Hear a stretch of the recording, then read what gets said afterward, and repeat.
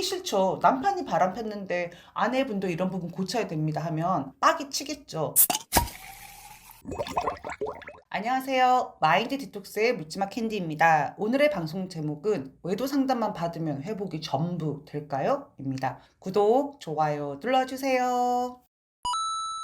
아마 이 제목을 들은 여러분들도 답을 알고 계실 겁니다. 답부터 말씀드리겠습니다. 아닙니다. 전부 회복되는 거 아닙니다. 외도 상담만 한다고 외도를 칼같이 정리하고 가정으로 돌아오고 부부관계 회복이 전부 된다면 얼마나 좋겠습니까? 저 또한 그 시절 너무나 절박했기에 돈을 아끼고 스크루지처럼 전략을 하던 저도 특별 상담까지 받았었거든요. 그런데 저 이혼했잖아요. 물론 마디에서도 저와 특별 상담을 받고 회복을 하신 분도 계시고 이혼을 하신 분들도 계십니다. 제가 오늘 왜 이 뜬금없는 제목으로 방송을 시작했는지 궁금하시죠? 오늘 아침에 늘 항상 그렇듯이 유튜브 방송에 달린 댓글들을 체크를 하는데 누군가가 이렇게 다 했는데 아직도 계속 바람 핍니다. 소용없어요.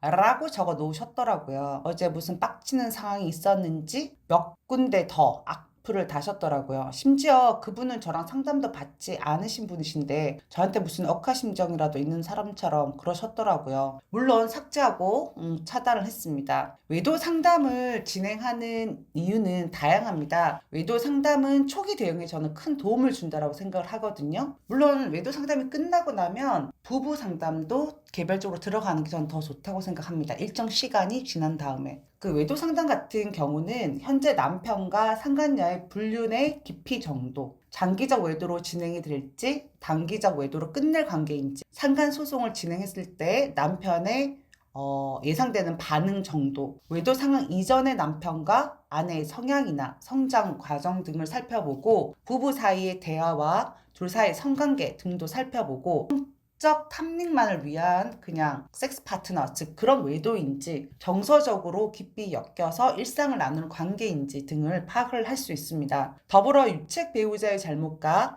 유책 배우자가 부부 관계에서 힘들어했을 수 있는 부분에 대해서도 파악을 합니다. 피해 배우자라고 해서 완벽하다라고 말할 수 없는 건 다들 아시죠? 피해 배우자가 상대 유책 배우자를 대했던 대화의 방식이나 성향상, 문제점이나 부족한 점들도 살펴봐야 합니다. 외도 상황에서 남편을 대하는 방법과 소송 진행상 필요한 정보와 대처 방법들도 조언을 해드립니다. 사실은 굉장히 불안하잖아요. 그런데 그런 불안감들을 상담사랑 통화를 하면서 그런 상황을 거쳐온 상담사가 나에게 이런 조언을 해주고 별거 아니다 라는 식으로 얘기를 해주면서 마음이 좀 안정이 됩니다. 사실 그런 부분 때문에 상담을 받으시는 분들도 많으시거든요. 가장 큰 핵심적인 건 외도 관계를 종료하고 회복할 가능성이 큰지 적은지 여부를 100% 까지 완벽하게는 아니더라도 가늠을 해볼 수가 있습니다. 그리고 외도 상황 이전에 남편의 행동이나 성향이나 생활 태도, 경제관념, 자녀에 대한 애착 및 양육 방식 등을 들어보고 그리고 배우자를 대하는 방식 등 치명적인 문제점이 있다면 결혼 생활을 유지하는 것만이 능사가 아니라는 조언까지도 해드립니다. 대부분의 부부 관계에 있어서의 문제점들은 일시적으로 발생한 것들이 아니라 가정을 이루고 살아오면서 긴 시간 동안 고착되어 있을 가능성이 매우 높고 쉽사리 짧은 기간에 해결하기 힘든 문제들이 많습니다. 서로 싸우고 언쟁을 했을 것이고 상대방에게 여러 차례 자신의 불만이나 요구 사항에 대해서 요청을 했거나 아니면 어떤 형식으로든 시그널을 계속 보냈을 겁니다. 그런 것들이 받아들여지지 않았거나 개선되지 않았을 때 어느 일방은 자포자기하는 마음으로 스스로 마음의 벽을 쌓기 시작합니다. 그런 당사자는 피해 배우자가 될 수도 있고 유책 배우자가 될 수도 있고 아니면 둘 다, 즉 쌍방이 될 수도 있습니다. 회피를 하거나 침묵으로 일관하거나 대화를 시도하면 무반응을 하는 등 담쌓기 단계로 접어들게 되면 골든타임을 놓쳤다라고 생각을 하셔야 됩니다. 그만큼 이런 상태에서 회복하기는 힘들다는 것입니다. 그래서 외도 상황 이전의 부부 관계에 대해서도 반드시 물어보고 확인을 해보는 이유이거든요. 상담 초기, 제가 상담을 시작했을 초기에는 저 또한 그런 상태였기 때문에 감정이입도 많이 됐고 무조건 유책 배우자에게 잘못이 있고 죽일 놈이고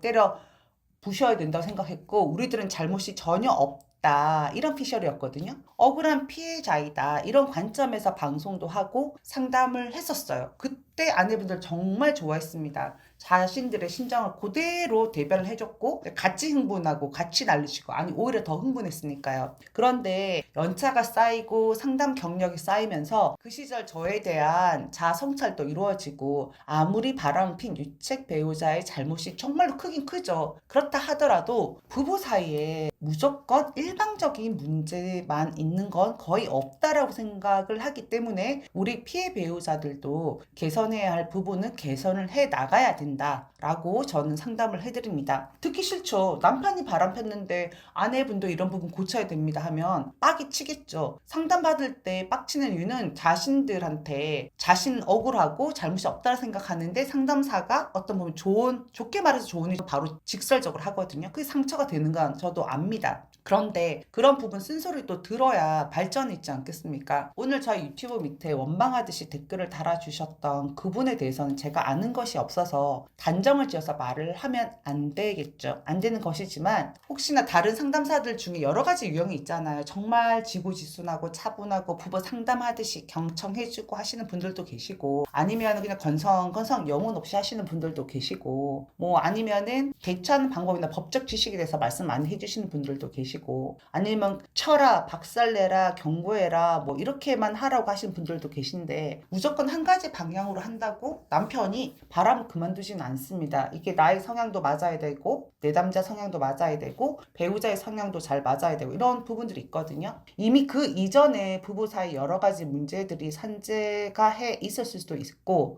아무리 피해 배우자가 완벽하다라고 해도 유책 배우자가 구제불능의 쓰레기의 바람꾼이면 그건 절대로 못 말립니다. 우리들이 그럼에도 애쓰고 노력하는 건 아이들도 있고 가정 끝까지 유지하고 싶은 마음이 사실 크잖아요. 이혼율은 딱지 달기 싫잖아요. 그래도 애한테 상처 주기 싫잖아요. 어쨌든 아이한테 어떤 결정적인 부분이 있는 거는 주기 싫기 때문입니다. 근데 최선을 다해서 노력을 하고 힘든 상황에서도 버티고 버텼는데 그럼에도 안 되면 회복이 안 되면 어쩔 수 없는 거 아니겠습니까? 뭐 사실 세상살이가 뜻대로 되던가요? 하지만 잊지 말아야 하는 거는 100만 번 강조해도 지나치지 않는 말이 있습니다. 나를 중심으로 두고 내가 행복하게 살아가는 것입니다. 내가 행복하고 남편도 행복하고 애들도 행복하고 우리 가족 모두가 행복하면 좋겠지만 모두가 행복하기 위해서는 각자가 행복해야 되거든요. 이혼을 하든 회복을 하든 그냥 가정의 형태만 유지하고 쇼윈도 부부로 살아가든 그거 중요하지 않습니다. 세월 정말 빠릅니다, 여러분.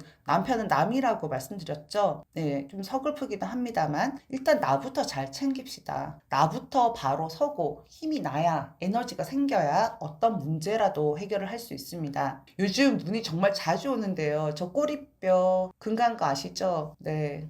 피곤합니다. 운동도 못하고 좀 삶이 많이 원래 단조로운데 더 단조로워지거든요. 마디님들 눈길 운전하실 때 조심하시고 걸어 다니실 때도 주머니에서 손 빼고 미끄러지지 않게 조심 안전하게 다니세요. 힘든 상황인데 건강까지 안 좋으면 더 속상하잖아요. 그래도 건강이라도 해야 되겠죠. 그죠? 그래야 우리가 이 상황을 이겨낼 수 있습니다. 오늘 방송은 여기까지 하도록 하겠습니다. 네이버 카페에서 묻지마 캔디 마인드 디톡스로 검색을 해주세요. 상담을 통해서 여러분들의 문제 해결에 실질적인 솔루션을 제공해 드리겠습니다. Have a sweet mind detox. 다음 방송일에 우리 또 만나요. 안녕.